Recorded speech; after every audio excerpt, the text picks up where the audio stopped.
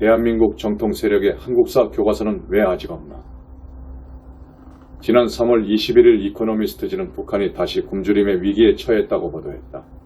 유엔은 2019에서 2021년 당시 41%의 북한 주민이 영양실조 상태임을 확인했다. 최근 통일부가 발표한 북한 인권보고서는 참담한 북한의 실상을 보여준다. 현실이 그러함에도 한국사 교과서에 집필지는 대체 무슨 근거로 김정은 정권에서 북한 경제가 성장세를 보이고 민생이 개선됐다고 기술했는가? 왜 그들의 눈에만 북한의 참혹한 현실이 보이지 않는가? 역사학자들이 역사학의 기본 윤리를 저버린 채 정치적 목적에 따라 역사의 현실을 구성하는 까닭이다. 판사가 정치에 휘둘리면 증거를 무시하고 법리를 배반한다. 역사가가 정치 편향에 빠지면 사실을 외면하고 진실을 거부한다. 역사가의 역사 왜곡은 지극히 교묘하여 쉽게 들춰낼 수도 없다. 그런 역사가가 어디 있나 묻겠지만 이미 사가의 상사일 수도 있다. 저는 그냥 이 아래서 있습니다. 먼저 초대해 주셔서 대단히 감사합니다. 일례로 2008년 2월 21일 뉴욕타임스는 한국전쟁 발발 이후 전남 영암군 구림에서 좌우익교차 학살로 300여 명이 목숨을 잃은 비극적 사건에 관해 보도하면서 그 마을 최초의 학살을 이렇게 묘사했다. 1950년 10월 7일 미국이 이끄는 유엔군이 북진할 때 공산 게릴라와 좌익 천민들은 구림에서 경찰과 친하다고 여겨진 기독교인 6명을 포함한 28명을 여관에 가두고 불질러 죽였다. 이듬해 한국전쟁이란 책에서 미국의 한 저명한 역사가는 바로 그 대목을 몇 명의 마을 사람들이 경찰과 우익분자들 몇 명을 죽였다고 추격했다. 역사가가 경찰과 친하다고 여겨진 기독교인 6명을 포함한 28명을 경찰과 우익분자들 몇 명으로 뒤바꾸고 공산 게릴라와 좌파 촌민들을 몇 명의 마을 사람들로 고쳐 썼다면 원문을 악의적으로 곡해했단 혐의를 벗을 수 없다. 현장 답사도 문서 검증도 없이 달랑 신문 기사 하나를 옮겨 쓰면서 이처럼 황당한 오독과 왜곡을 범한 이 역사가는 누구인가? 바로 1980년대 한국전쟁에 관한 수정주의 이론을 제창해서 세계적 명성을 얻은 시카고 대학의 브루스 커밍스 교수다. 1980년대 한국의 지식계에서 그는 이성을 마비시키는 우상처럼 군림했다. 반미 구국 투쟁을 외치던 운동권은 전쟁의 책임을 온전히 미국과 이승만 정권에 전가한 그를 존경하고 추종했다. 덕분에 1990년대 구소련의 비밀문서가 공개되면서 수정주의가 무너진 후에도 그는 2007년 제1회 김대중 학술상을 받는 영예를 누릴 수 있었다. 한국 좌파의 우상 커밍스는 미국의 한 역사가가 혹평의 뜻 고작 미국의 결점에 관한 설교를 원하는 독자들만의 필독서를 썼을 뿐이다. 그는 있는데 그 중에 하나의 책 내용이 목차예요. 여러분들 한국사 옛날에 어떻게 배우셨습니까? 막 석기시대부터 시작해서 질문토기가 어떻고 빗살무늬 토기 막 이렇게 해서 석기시대 배우다가 삼국시대로 가서 그 다음에 고려, 그 다음에 조선 이렇게 배우다가 끝나셨잖아요. 그걸 생각하시면 안 됩니다. 배를 끼치겠습니다. 이 역사교과서 문제가 이제 어제 오늘의 문제는 아닙니다. 굉장히 오래된 문제인데요. 제가 이제 이거를 처음부터 한 게 아니고요. 제가 원래 이제 고백하건대 미국사 학자입니다. 서양사 학자로서 미국에 관한 역사책을 몇 권 내고 논문도 쓰고 한 30년간 연구를 했어요. 근데 이제 한 10여 년 전에 저희 은사이신 그 선생님께서 이 교과서 문제가 너무 심각하니까 경희야 네가 와서 좀 연구를 해봐라 이렇게 말씀하신 거예요. 그래서 제가 이 문제를 시작을 했는데 제가 이 시작을 하면서 두 가지 이상한 점이 있었습니다. 그래서 하나가 왜 일제시대라는 말을 안 쓰고 갑자기 일제강점기를 쓰느냐 하는 거예요. 여기 계신 여러분들 다 일제시대 이렇게 배우셨죠 학교에서. 저희 부모님 세대는 외정시대라고 했어요. 저희는 일제시대라고 하고. 그런데 어느 날 갑자기 일제강점기로 바뀐 거예요. 그래서 저는 이 용어 자체를 이게 왜 이렇게 그래서 이기백 교수가 쓴 한국사실론 우리나라의 가장 대표적인 개설서입니다. 이 책 다 뒤졌어요. 앞부터 끝까지 다 뒤졌는데 어디에도 일제강점기란 말이 없어요. 그럼 도대체 이게 어디서 나온 말이냐. 그 다음에 또 하나 이상한 게 교과서에 치스차코프 포고문이라는 게 나와요. 근데 저는 이거를 듣도 보도 한 적이 없어요. 그래서 제가 한국사 하는 사람들한테 물어본 거예요. 치스차코프 포고문이 뭐냐? 쟤네들도 모른대요. 아니 그럼 이게 교과서에 어느 날 갑자기 왜 실렸냐 이거예요. 이게 교과서에 실린 거 보여드릴게요. 이게 교과서에 실린 겁니다. 2003년부터 2009년까지 우리나라에서 갑자기 생뚱맞게 한국사가 아니고 한국 근현대사라는 과목이 생겼어요. 검정 교과서가 나온 겁니다. 그 전까지 역사 교과서는 전부 국정이었어요. 그런데 7차까지 다 9점이었어요. 근데 갑자기 근현대사라 교과서 6종이라는 게 나왔는데 그 6종 중에서도 금성 한국 근현대사라는 게 너무도 편향된 교과서예요. 여기에 이제 어떻게 실어놨느냐. 이 내용을 제가 이제 이렇게 보시기 좋게 이 내용을 파워포인트로 이렇게 바꿔놨어요. 그럼 이거 보시면 아시지만은 메가더 포고령하고 체스차코프 포고문을 이제 45년 8월 15일에 해방이 됐잖아요. 그러면 이제 북한에 소련군이 들어왔고 이제 우리 남한에 그 유엔군이 들어왔다. 그러면 북한에 그러니까 이제 메가더 포고령은 어떻게 돼 있냐면은 본 38전 이남의 조선 영토와 조선 인민에 대한 통치의 모든 권한은 당분간 본관의 권한을 시행한다. 이렇게 써놓고 치스차코프 포고문이라는 거 소련부 사령관입니다. 이 내용은 뭐냐 하면은 조선 인민들이여 기억하라. 행복은 여러분들 수중에 있다. 여러분들은 자유와 독립을 찾았다. 이거를 나란히 써놓고서 어느 쪽이 점령군이고 어느 쪽이 이제 해방군이냐 이거를 애들한테 유도하는 그런 내용이에요.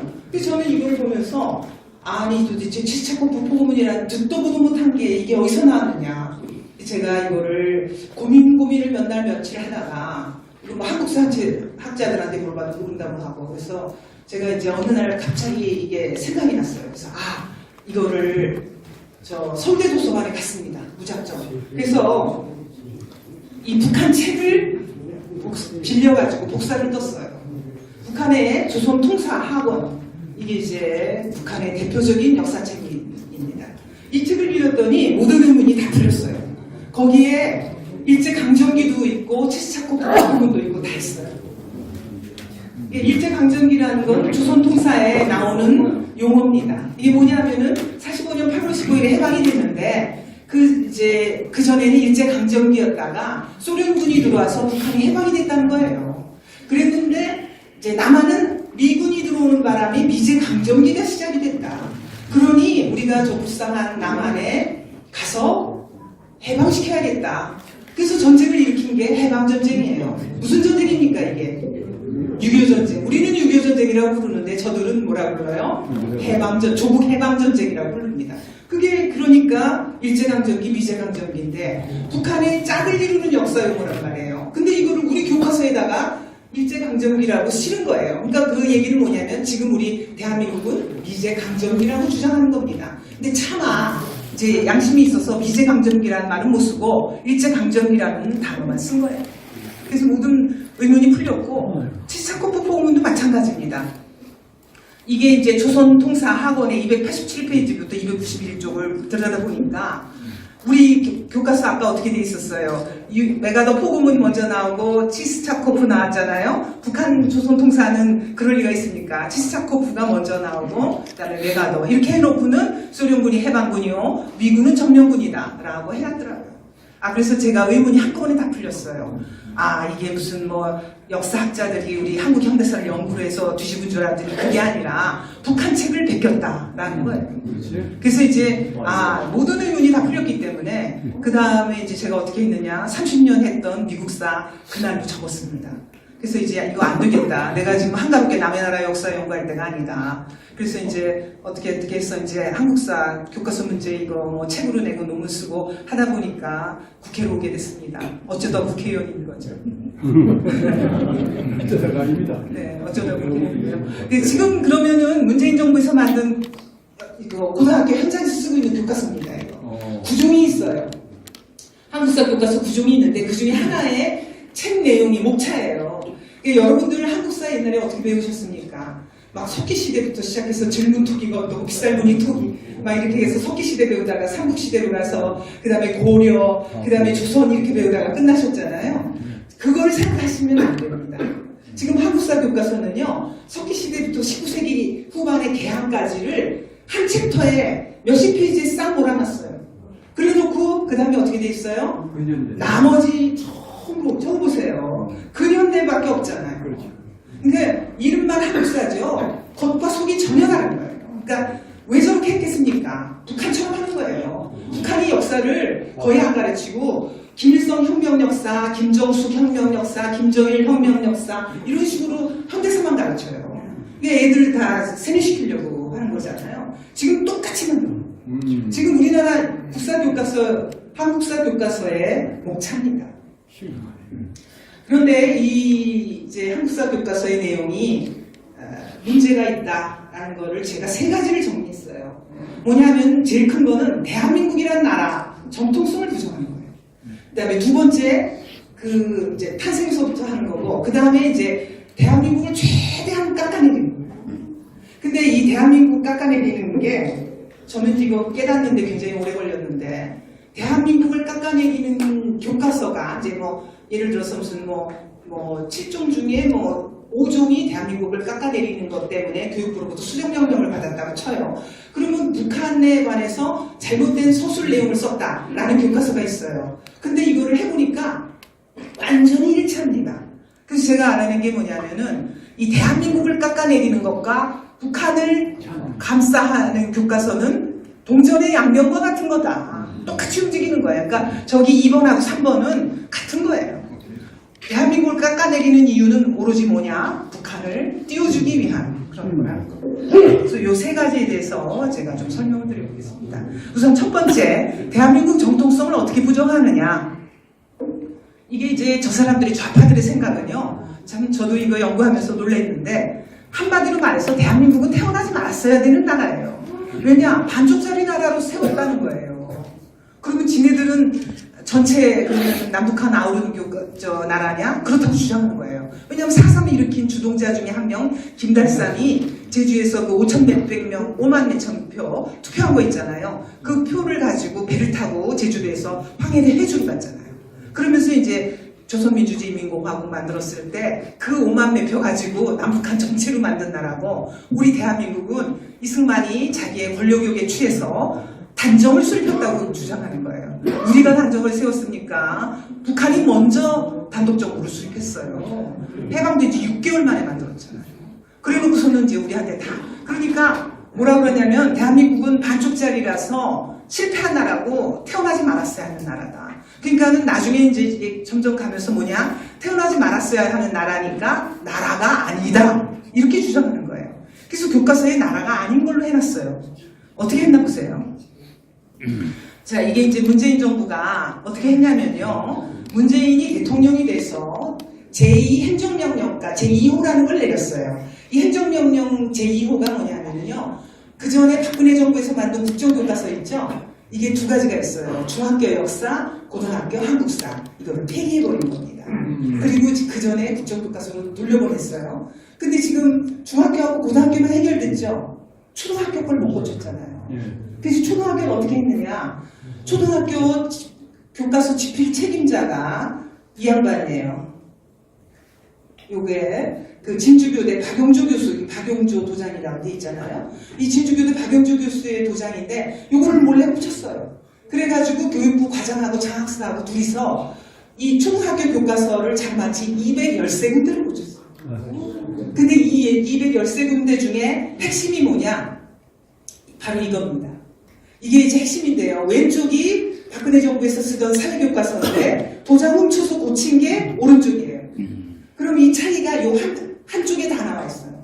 요 한 페이지에. 자, 맨 위에 대한민국 수립 보이시죠? 요게 이제 왼쪽에 박근혜 정부 국정교과서인데 요걸 어떻게 바꿨느냐? 대한민국 정부가 수립되었다고 바꿨어요. 그 다음에 북한은 거꾸로 어떻게 했느냐? 북한 정권을 수립했다라고 돼 있죠? 왜 이런 표현을 썼습니까? 우리는 헌법상 이 대한민국의 영토는 한반도와 부속도서로 한답니다. 북한을 나라로 인정하지 않습니다. 우리 헌법상. 그래서 북한은 뭐예요? 정권이라고 하죠. 그 다음에 북한 사람들 우리가 뭐라 그래요? 북한 국민이라고 안 해요. 나라가 아니기 때문에 북한 주민이라고 합니다. 그래서 북한 사람들이 우리 쪽으로 탈북자들 귀순해서 내려오면 어떻게 돼요? 무슨 북한, 예를 들어서 무슨 영국 사람이 우리나라로 귀화를 하면 영국 국적을 버리고 대한민국 국적을 취득해야 하지만 우리는 북한을 나라로 인정하지 않기 때문에 북한 국적이라는 게 없어요. 그냥 우리나라에 오면 우리나라 주민등록번호 줘서 우리나라 국민이 되는 겁니다. 그런데 이게 얼마나, 그래서 이제 저렇게 북한 정권을 수립했다라고 쓰는 거예요. 근데 이거를 어떻게 바꿨느냐? 조선민주주의인민공화국이 수립되었다고 생각하잖아요. 그리고 더 중요한 거 있어요. 또 맨 밑에 보세요. 우리가 48년 12월, 이게 이제 그 나라 48년 8월에 세웠잖아요. 8.15에. 그리고 나서 12월에 그해 말에 국제연합, 유엔에서 대한민국 정부를 한반도의 유일한 합법 정부로 승인한다는 그 중요한 게 있습니다. 요거 빼버렸잖아요. 오른쪽에 없어요. 요거 세 가지가 대한민국 정통성을 부정하는 거예요. 왜 정통성을 부정하는가? 제가 이거 말씀드릴게요. 자, 대한민국 정부로 격화시켰어요. 국가가 아니라 정부에 불과하다. 그러면 북한 정권, 우리가 이제 나라로 인정 안 했기 때문에 북한 정권이라고 했는데 이걸 뭘로 바꿨어요? 조선민주주의인민공화국. 그러면 어떻게 돼요? 문재인 정부 교과서 오른쪽 거 보십시오. 대한민국은 정부에 불과하고 어느 쪽이 나라다?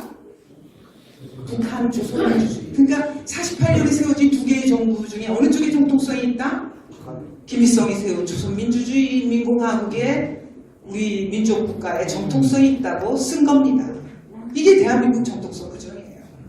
그러니까 그렇게 급하게 행정명령을 내려서 중학교, 고등학교 한국사가 폐기시켜버리고 그 다음에 초등학교부는 도장까지 훔쳐서 바꿨잖아요. 그래서 저 교육부 과장하고 장학사하고 재판받고 있는데 1심에서 유죄가 나왔어요. 징역 8개월인가 나왔는데 세상에 2심에서 무죄가 나왔어요. 그래서 저거 3심에 대법원에 가 있습니다. 저거 지금 보통 문제 아니에요. 지금 그 재판이 김영수 대법원에서 어떻게 나올지 지금 2심에서 무죄 나온 것도 저는 용납할 수가 없습니다. 자, 그 다음에 이제 요 중에 하나, 이 유엔 결의안, 이게 이제 유엔 결의안이 이제 여러분들이 이제 얼마나 중요한 건지 제가 말씀드리겠습니다.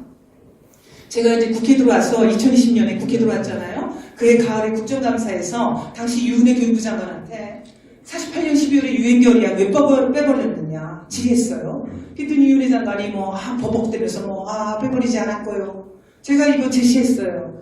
이게 2018년에 그 연합뉴스에서 나온 기사예요. 한반도 유일 합법정부 빠졌다. 빼버렸어요. 왜 빼버렸겠습니까? 굉장히 중요한 문서라서 빼버린 거예요. 이게 왜 중요한 문서냐면요. 이게 이제 그 48년 12월에 나온 유엔 결의안입니다. 이게 이제 유엔 결의안 제195호라는 건데요. 이게 두 줄로 돼 있죠? 왼쪽은 영어, 오른쪽은 프랑스어, 불어입니다. 이게 이제 왜냐하면은 유엔의 국제 언어 두 개를 썼는데 똑같은 내용을 두 개를 쓴 거죠. 그러면 저 맨 밑에 형광색 보세요. 저게 이제 제일 중요한 거예요. And this is the only such government in Korea.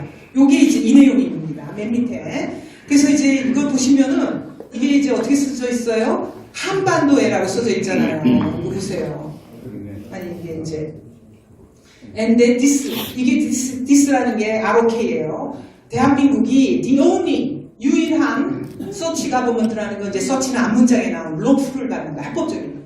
그러니까 대한민국이 한반도의 유일한 합법 정부다라고 돼 있어요. 그래서 여기 맨 밑 뒤에 보시면은 알지만 in Korea 한반도 전체에서 유일한 합법 정부다라고 승인을 받았어요. 근데 왜 그랬겠습니까? 당시 48년 우리는 8월 15일 저쪽은 9월 9일에 나라를 해갖고 우리 쪽 대표단이 이제 이승만 대통령이 대통령에 취임한 직후에 8월 15일 날 정부 수립 선포식했잖아요. 그러기 전에 8월 11일에 먼저 유엔의 대표단을 보내셨어요. 왜냐하면 이승만 대통령은 프린스턴 대학교 국제정치학 박사십니다. 그래서 이 국가의 승인이 얼마나 중요한지 알고 계셨어요. 그래서 국가의 3요소를 우리가 흔히 영토, 주권, 국민이라고 그러는데 이것 말고 네 번째 요소가 있어요. 국제사회 승인을 받아야 돼요. 그래서 이 국제사회 승인이 얼마나 중요한지 당신이 몸소 체험을 하셨어요. 왜냐하면 일제시대에 외교적 독립운동 하셨잖아요. 그래서 미 국무부에 상해 임시정부를 승인해달라고 문턱이 닳도록 드나드셨어요. 근데 끝까지 승인을 못 받았잖아요. 그래서 국제사회 승인이 얼마나 중요한지 아시기 때문에 나라 세우면서 정부 수립 8월 15일 날 하기 전에 8월 11일 날 유엔에 보내는 대표단을 임명을 했습니다. 장면 박사를 단장으로 하는. 그래서 대표단이 빨리 가서 당시에는 이제 유엔이 지금처럼 맨하탄 한복판에 있는 유엔 본부가 있는 게 아니에요. 당시 유엔 생긴 지 3년밖에 안 됐습니다. 그래서 제3차 유엔 총회를 프랑스 파리에서 했어요. 그래서 파리까지 당신 머니까 빨리 가라. 그래서 이제 얻어라 해서 48년 12월 12일 날 거기서 이제 북한도 대표단을 보내려고 당시 무슨 체코슬로바키아인가 폴란드인가 어디에 와 있었다 그러더라고요. 근데 프랑스가 비자를 안 줘서 못 들어왔어요. 그리고 우리는 업적으로 갔어요. 우리는 유엔 회원국이 아니니까. 그래서 의제에 못 올라오게 하려고 소련의 외무상 비신스키가 와가지고 필리버스터링을 하고 뭐 별의별 짓을 다 해서 우리가 천신만고 끝에 12월 12일이 뭐냐면 제3차 유엔 총회가 폐막하는 날이에요. 마지막 날 오후 3시에 간신히 의제로 올라가서 그날 정말 어렵게 힘들게 승인을 받아서 유일한 합법적으로 승인을 받은 겁니다. 그러니까 이걸 교과서에서 빼버리도록 한 거예요. 그래서 이제 한반도에 제 유일한 합법적으로 승인을 받았는데 이걸 빼버리니까 이제 어떻게 됐느냐. 순서를 바꾸라고 했더니. 자,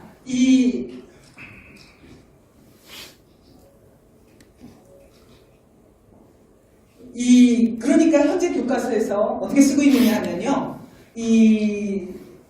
자, 앞에 국정 보세요. 파란 글씨가 국정인데, 2003년에 금성근현대사 교과서 나오기 전까지는 다 한반도에서의 유일한 합법정보라고 써놨어요. 그랬는데 이제 7차 금성근현대사 교과서 나오면서부터 무슨 말도 안 되는 소리 써놨잖아요. 무슨 선거가 가능한 한반도 내에서 유일한 합법정보라는 거. 원래 원문 아까 보셨잖아요. 원문에 한반도, 인코리아라고 되어 있는데 무슨 선거가 가능하였던 무슨 뭐 이런 식으로 있지도 않은 말을 허위 날조를 하는 겁니다.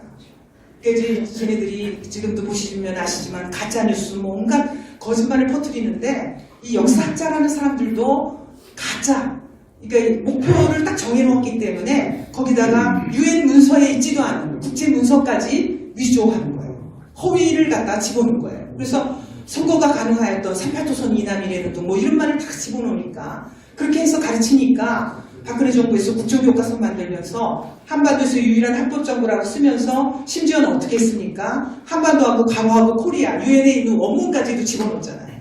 그랬더니 이걸 이제 폐기시켜버리고 문재인 정권에서 도로 선거가 가능하였던. 그러니까 왜 이렇게 하겠습니까? 우리가 대한민국이 한반도의 유일한 합법정부가 아니다. 북한한테도 합법정부라고 해주려고 그러는 거예요. 요점은 거기에 있습니다. 그러니까 제가 얘기했잖아요. 우리나라를 깎아내리려는 건 다 북한을 띄우려는 것이다 라는 겁니다. 그래서 이게 왜 근데 쟤네들이 빼버리려고 그러는 것 같으세요? 유엔의 유일한 합법정부라고 한반도의 유일한 합법정부라는 걸 왜 빼버리려고 하느냐. 이게 우리나라가 이제 50년 그러니까 48년 8월 15일에 이제 나라를 만들었고 12월 12일에 승인을 받았잖아요. 그러면 유엔 승인으로부터 1년 반 후에 뭐가 일어납니까? 6.25 전쟁이 일어나잖아요. 그랬더니 6.25 전쟁이 일어나니까 사흘 만에 유엔 안보리에서 유엔군을 파병하기로 결의를 해요. 지금 이번에 보세요. 우크라이나, 러시아가 우크라이나 침공했는데 단 한 명이라도 외국 군대가 들어갔습니까? 어떤 나라도 파병 안 해요. 그러니까 그만큼 유엔 결의안이 중요한 겁니다.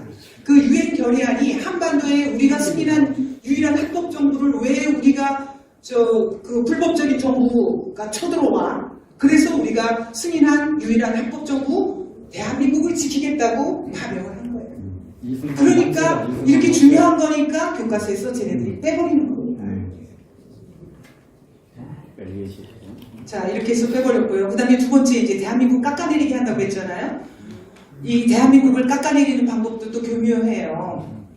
어떻게 깎아내리냐면요. 정치, 경제 다 깎아내려요. 왜냐하면 우리가 정치적으로 완전히 민주화 이루었다고 하고 경제적으로는 한강의 기적을 이뤘잖아요. 그러면 이거 두 개를 조목조목 깎아내리려고 이제 하는 거예요. 그래서 첫 번째는 어떻게 깎아내리냐면 정치는 독재를 했다.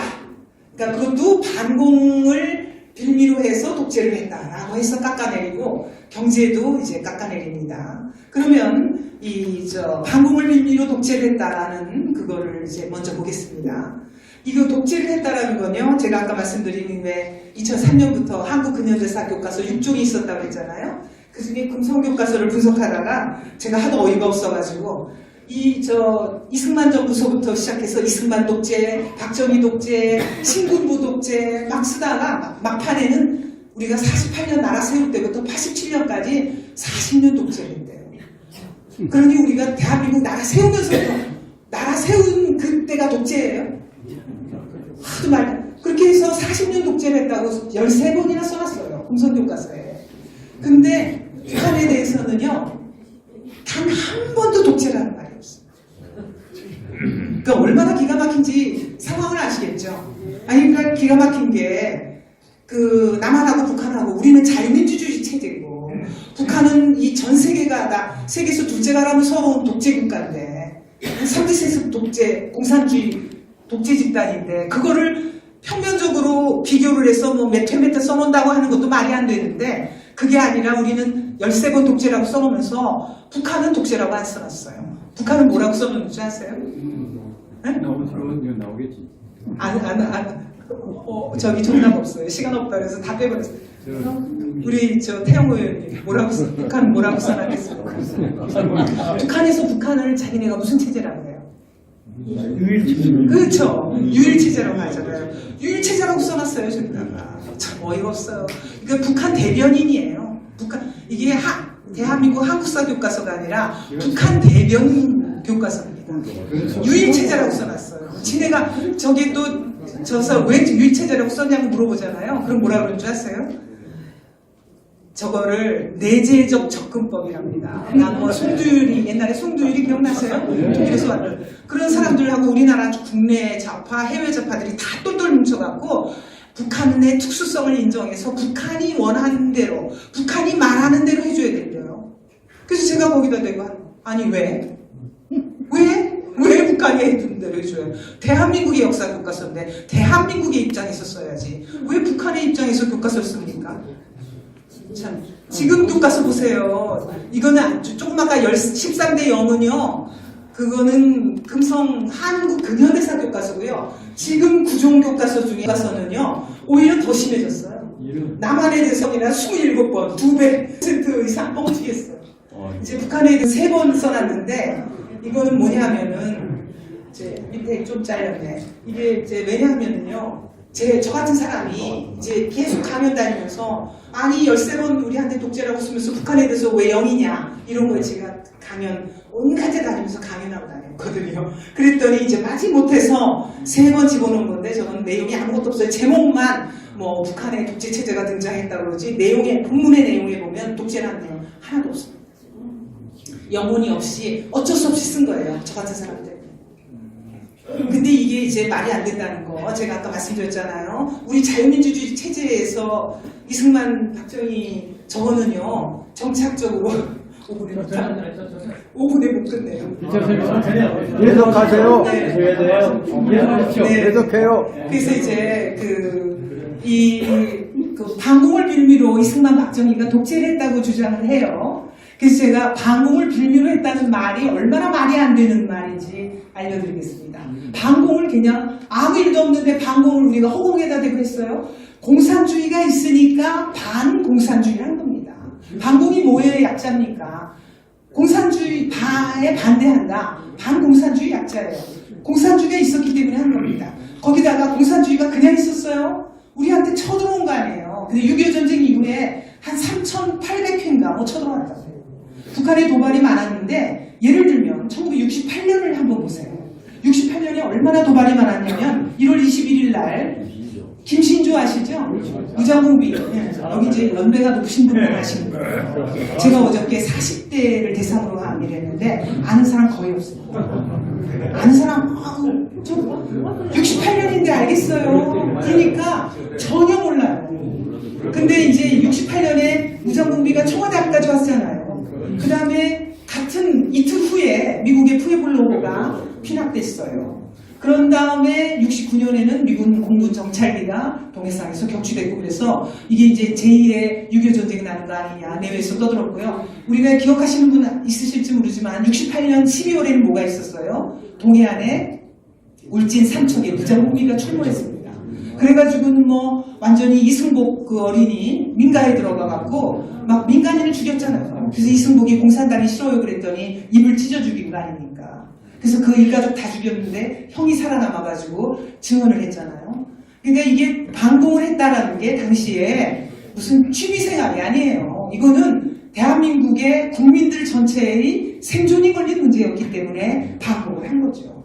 그랬는데 이걸 반공을 빌미로 독재를 했다고 하는데 아까 이 친구 박사님 지도랑 비슷한 건데 저는 이렇게 심플하게 만들어봤습니다. 왜냐하면은 이렇게 보시는 분이 알기 쉽게 보시라고. 이게 우리가 살고 있는 유라시아 대륙이에요. 근데 우리는 저 동쪽 끝에 이렇게 매달려 있는데 아까도 말씀하셨지만 저는 이게 기적이다라고 얘기해요. 한강의 기적보다 더 큰 기적입니다. 이렇게 공산주의 국가, 우리는 접경을 하고 있어요. 공산주의 국가, 첫 번째 공산주의 국가 어디입니까? 소련. 그 다음에 또 49년에 공산화된 어디예요? 중국. 이 두 나라와 접경을 하고 있잖아요, 우리가. 그랬는데 이 유라시아 대륙 동쪽 끝에 외롭게, 정말 외로운 나라예요. 주변에 어디 한 나라 도와줄 게 있습니까? 이런 상황에서 우리가 이제 아까 미국과의 동맹을 말씀하셨지만 어쨌든 그 미국과의 동맹을 끌어오는 것도 다 이승만 대통령의 공적이고 그 이후에 박정희 대통령 뭐 아까 68년에 저렇게 도발한 다음에 어떻게 했어요? 향토 예비군도 창설했죠. 주민등록증도 만들었죠. 다 68년에 만들어진 겁니다. 그래서 이게 반공이라는 것이 잘했기 때문에 우리가 저렇게 살아남은 거지 반공 안 했으면 지금 지구상에 대한민국 없습니다. 근데 그 반공을 빌미로 독재를 했다고 하는 건 쟤네들이 이제 반공 못하게 하려는 그런 수법인 거죠. 그리고 이제 저 사람들이 독재를 강조하는 이유가 뭐냐면은 얘네 교과서에 민주화 운동은 반독재 투쟁이라고 돼 있어요. 그러니까 민주화 운동을 했다라는 건 자기네가 독재와 싸웠다. 이런 이제 주장을 하는 거 아니에요. 그러니까 독재를 강조하면 할수록 어떻게 돼요? 자기네들의 민주화 운동이 빛을 받는 겁니다.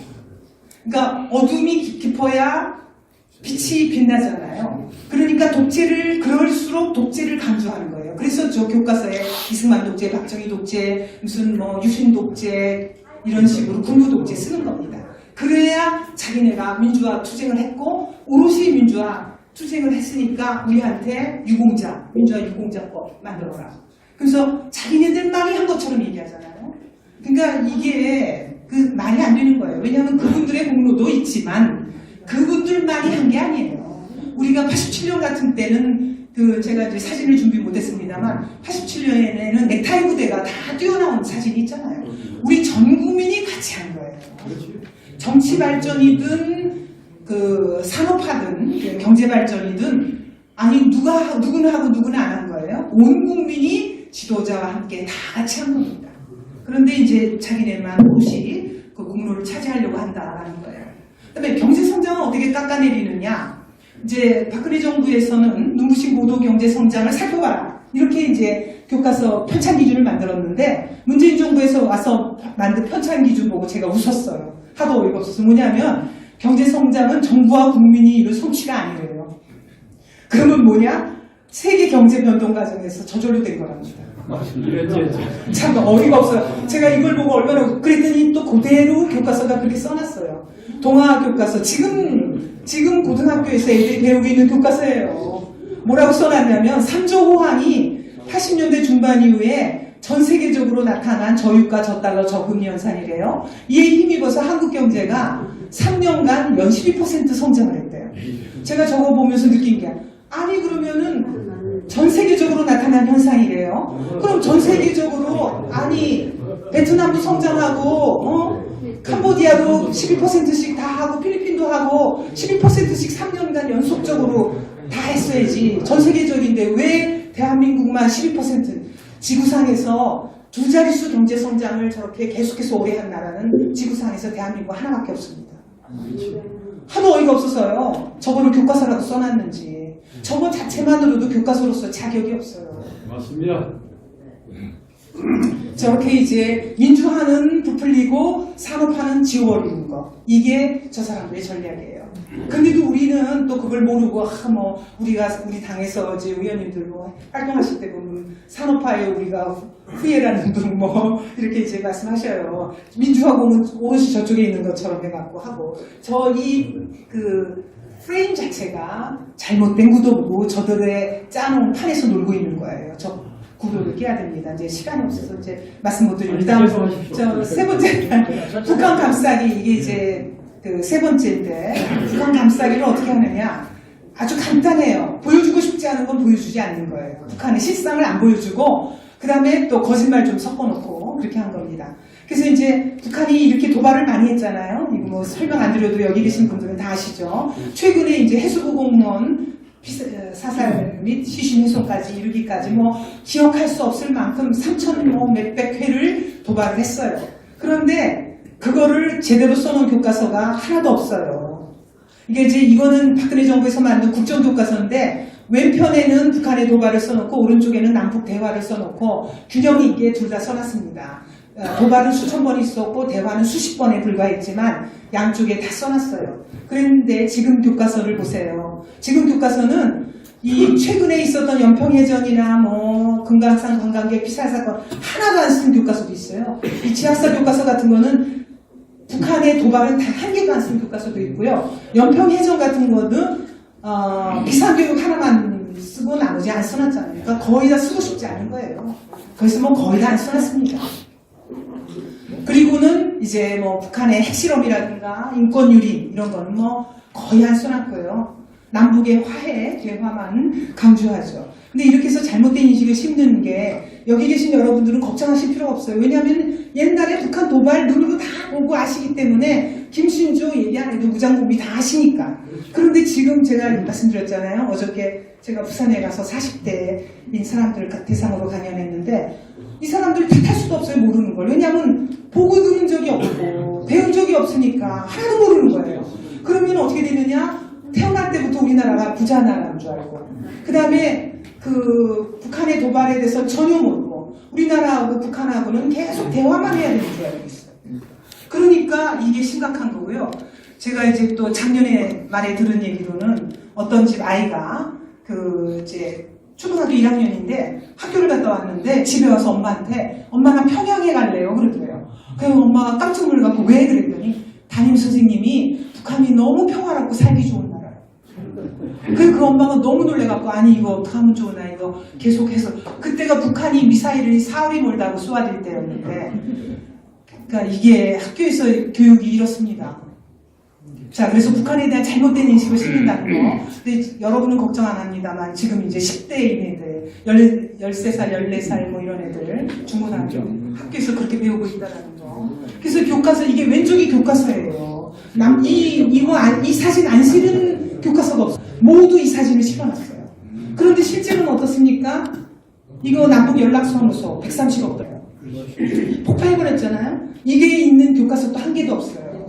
그랬더니 또 뭐라 그런 줄 아세요? 제가 이거 이제 교육에서 문제 삼으니까 이거 이제 뭐라 그러냐면 또 뭐 교과서 그때 만들어져서 지금 못 고쳐서 그렇대요. 거짓말입니다. 왜냐면요 해마다 교과서 수정할 수가 있어요. 안 한 거예요, 안 한 거.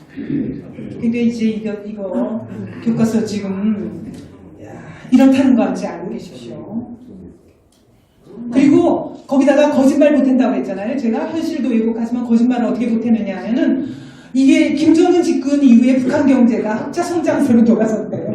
그 다음에 뭐 김정은 등장 이후 기업활동의 자율성을 더욱 확대했대요. 아니 북한의 기업활동의 자율성이 있습니까?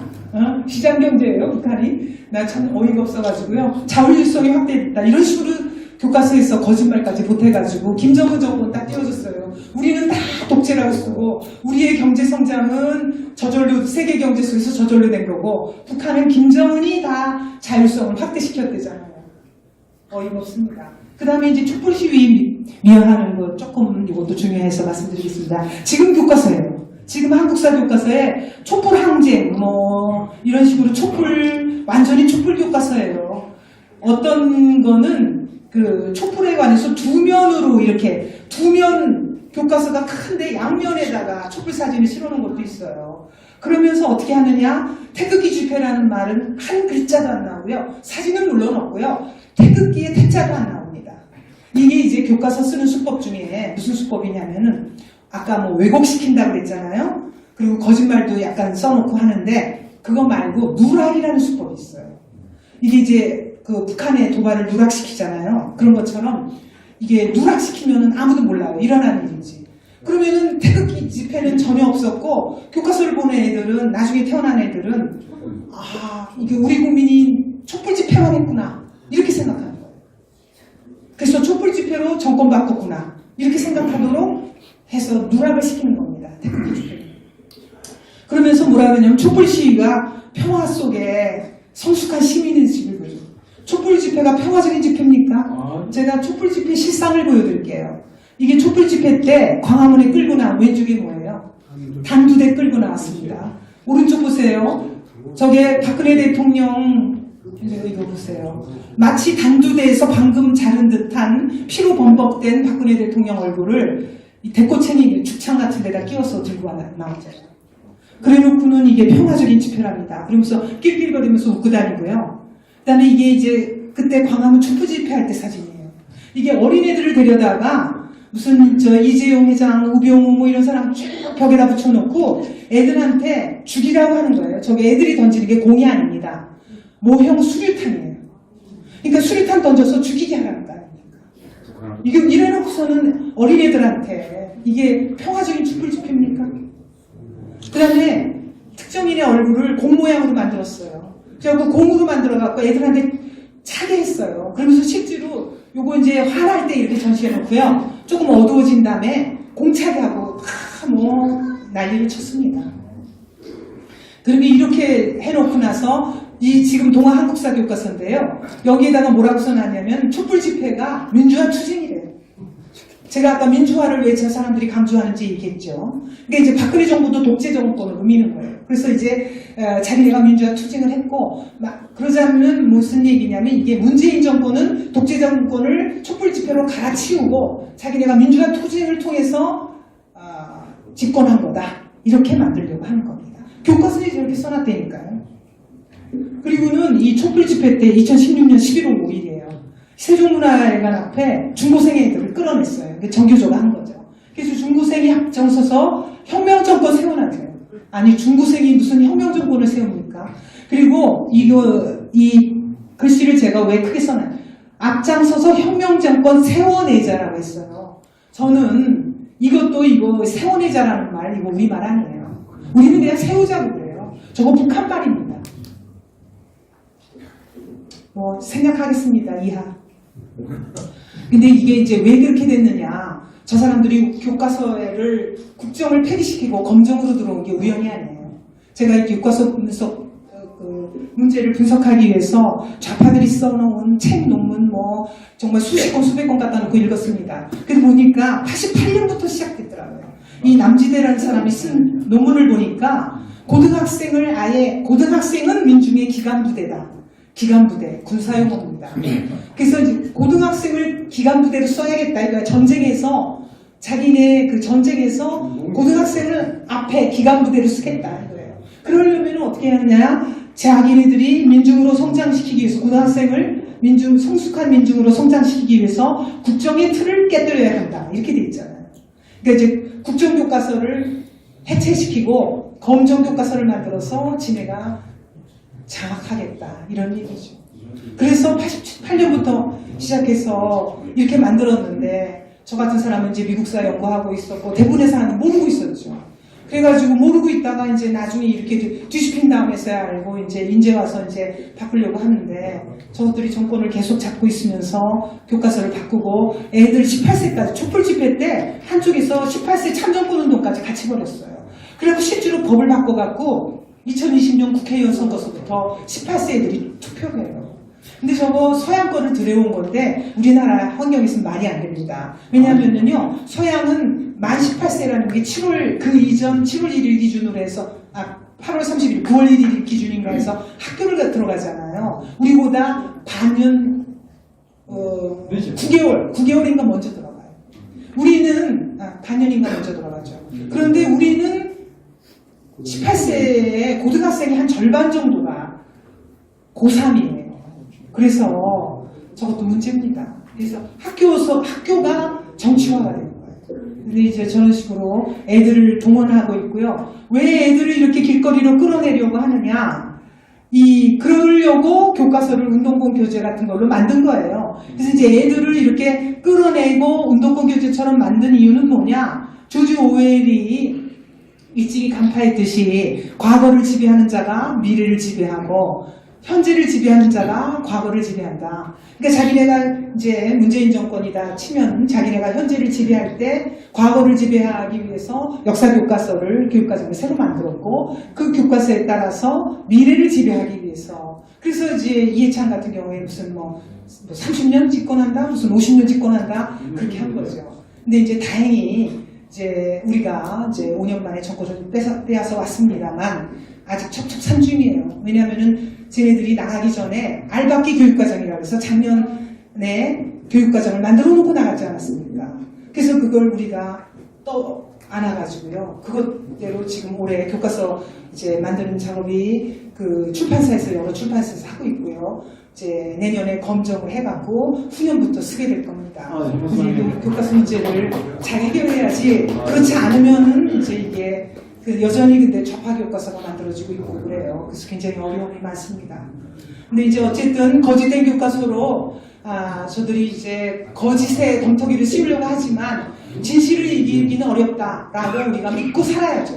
왜냐하면은 진실을 보세요. 아무리 교과서가 이제 거짓으로 돼 있고 가짜 뉴스를 퍼뜨리고 뭐 이제 이렇게 해도 이 한 장의 사진은 거짓말 못합니다.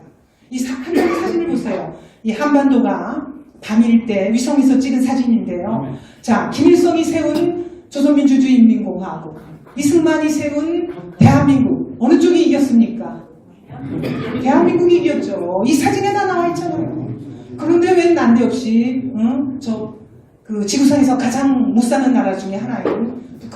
북한식 사회주의로 가자고 하는 건지 이해할 수가 없는데 저 사람들이 이제 무슨 586들이 학교 다닐 때 그 사회주의, 그 공산주의에 관한 게 머릿속에 워낙 박혀있기 때문에 그리고 아직도 586이 이 전기에 수두룩뚝뚝합니다. 그래서 이제 이런 그것이 지금 이제 진행이 되고 있는데 저는 이게 이제 그 마지막 그 막판이라고 봐요.